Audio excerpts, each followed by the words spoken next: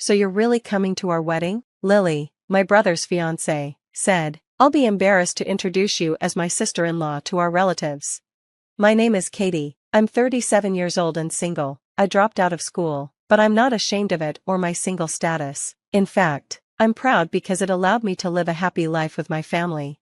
I come from a poor family, my father wasn't around, and my mother had me and my younger brother, Georgie, who's 2 years younger than me. She worked hard to support us, but we often struggled to make ends meet. Sometimes, a relative would try to give my mom money, but she always refused, saying, 'Let us only rely on you when we're really desperate. We're okay for now.' When I asked her why, she said, 'If I take the money, his wife might get upset.' I secretly wished she had accepted the help.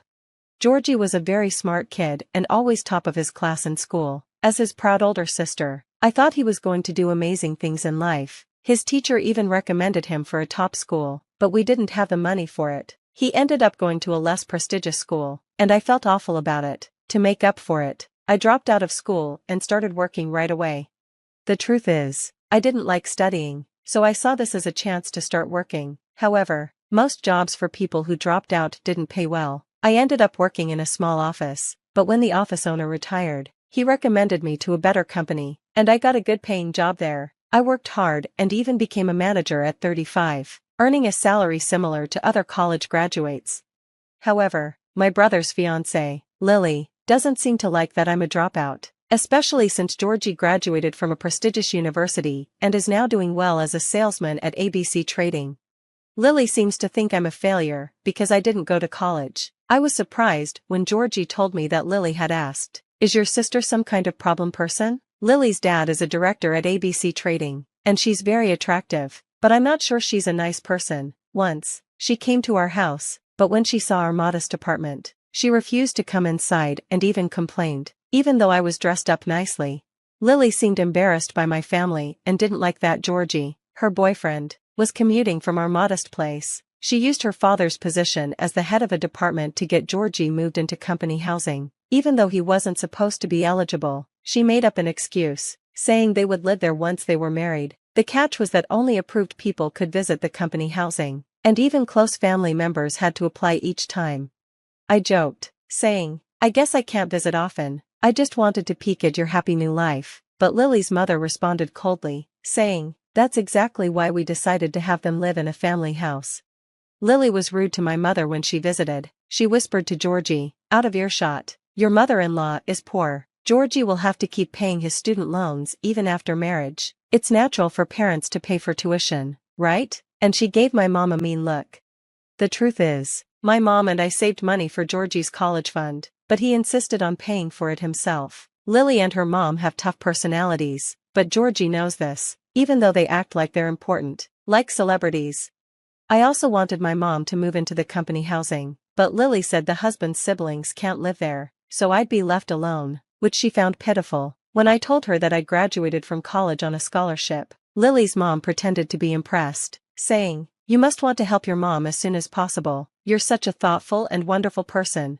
Lily's family talked about how kind they were, and at first, I thought there was no need to say anything bad about them, but that was a mistake. Lily and her family started to exclude both me and my mom, especially me. Half a month before the wedding, Lily suddenly contacted me, asking if I was going to attend. Georgie is my only brother, but the wedding venue was very fancy, with around 150 guests expected. They even invited the president and managing director of ABC Corporation and other high-level clients, since Georgie's marriage to the daughter of the head of the department was a big deal. I thought they might not have enough room for me at the wedding, but then Lily said, "I think the guests will feel uncomfortable if there's a poor-looking sister-in-law." I was shocked. "What do you mean by poor-looking?" I asked. "I plan to wear a proper formal outfit for the wedding." Lily responded, "Your proper outfit is probably a cheap suit from a catalog, right? It's embarrassing to be surrounded by people wearing high-end brand clothes." She had clearly judged me as being at the bottom of the social ladder. I was fed up with her attitude that poor people shouldn't be invited to her wedding, so I asked, "What about my mother? She doesn't have high-end brand clothes either." Lily replied, "I know, but I can't not invite Georgie, who's doing well at the company. I just don't want to be embarrassed by you or your relatives, so we'll get your mom some nice clothes." I was really upset by how she was speaking. But I tried to tell myself it was just her way of being considerate so my mom wouldn't be embarrassed at Georgie's big event. But then Lily said something that took me by surprise. Of course, you'll have to buy that dress. It's an Oscar de la Renta evening dress, so you'll need to prepare about $10,000. I was stunned. Wait, I can't afford that. Lily coldly replied, if you can't pay, then do you plan to stand next to my parents in a cheap dress? I couldn't believe it and asked what Georgie thought. Lily said, I haven't told Georgie yet. Of course, he thinks you and your mother will come, but it'll hurt his future if his mother is unmarried and his sister is a dropout.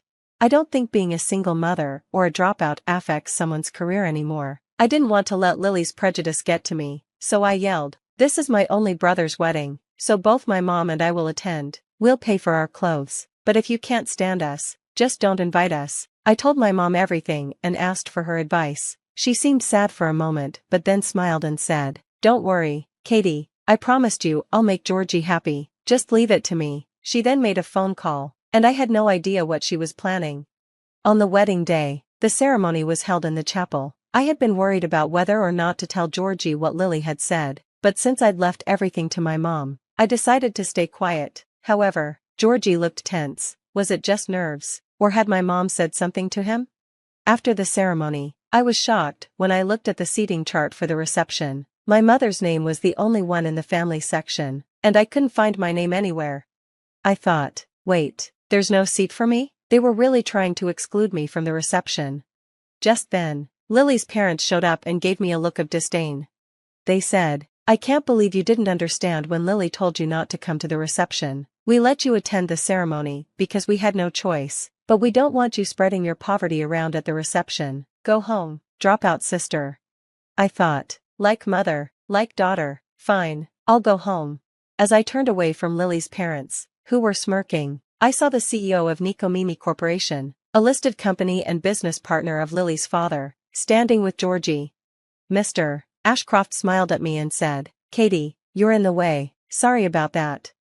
Lily's parents replied, we were just getting rid of an unwanted guest. Then Mr. Ashcroft spoke up, if you insist on kicking Katie out, then I, as her father, will also leave the reception. I was shocked. Father? Wait, what do you mean? I asked. Lily's parents stared at him, confused, not believing what he was saying. Mr. Ashcroft repeated, as I said, Katie is my daughter. It turned out that Mr. Ashcroft and my mother had been in a relationship when they were in their 20s. At the time, Mr. Ashcroft was an executive and on his way to becoming the CEO, while my mother had lost both of her parents in an accident and was left alone. Their relationship wasn't accepted from the start.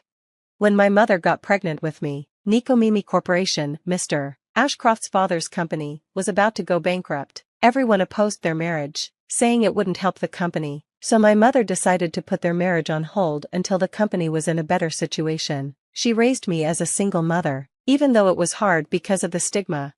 By the time my mother was pregnant with Georgie, the company still hadn't improved much. Then the daughter of a CEO from another company offered to help, and she proposed marriage to Mr. Ashcroft. My mother, seeing how important it was for him to revive the company, decided to step aside. She told him, I'll raise our 2 kids properly, you don't have to acknowledge them, just be happy with that woman and revive your company. After marrying the CEO's daughter, Mr. Ashcroft not only revived the company but grew it so much that it became a listed company. However, they didn't have any children and divorced a year ago because of his wife's infidelity. After the divorce, Mr. Ashcroft reached out to my mother and proposed that they reunite. A few days before Georgie's wedding, I met with Mr. Ashcroft, the company president, and my father. I suddenly recognized the man standing with Georgie. He was the same man who had visited our apartment a few times during my childhood, trying to give my mother money. He turned out to be Mr. Ashcroft, the president of Nico Mimi Corporation. When I stared at him, he smiled and said, You've really been through a lot. I've heard about the wedding from your mother.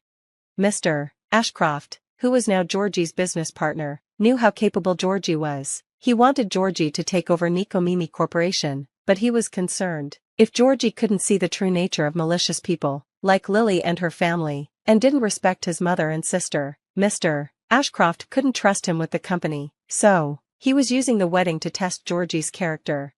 The day before the wedding, Mr. Ashcroft and my mother told Georgie the truth about their past relationship and how Lily's family was trying to exclude us. Shocked by all the revelations, Georgie, who had trusted Lily and her parents, felt uneasy about the wedding. That's why he looked so stiff during the ceremony.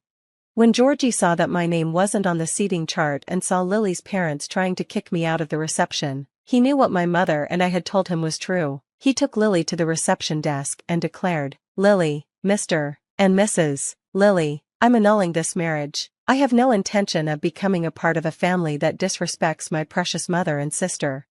Lily and her parents were shocked. Lily, not understanding the situation, said, "Georgie, are you choosing that low-life mother and daughter over me? You should know your place."